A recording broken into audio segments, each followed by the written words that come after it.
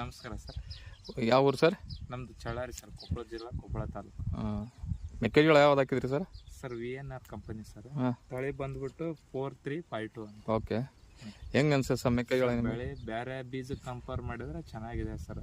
ತೆನಿಗಿನಿ ಪೂರ ಹೆಡ್ಜೋರ್ಗೆ ಕಾಳಾಗಿದೆ. ಓಕೆ, ಒಳ್ಳೆ ಇಳುವರಿ ಬರ್ತದೆ ಸರ್. ಹಾಂ ಸರ್. ಮುಂಬರುವ ರೈತರಿಗೆ ಕೊಡ್ಬೋದು ಬೀಜಗಳನ್ನ, ಹಾಂ ಸರ್. ಯಾವುದೇ ತೊಂದರೆ ಇಲ್ದ ಓಕೆ, ಬೆಳಿಬೋದು. ರೈತರಿಗೆ ಒಳ್ಳೆ ಆದಾಯ ಬರ್ಬೋದು ಸರ್. ಹಾಂ ಸರ್.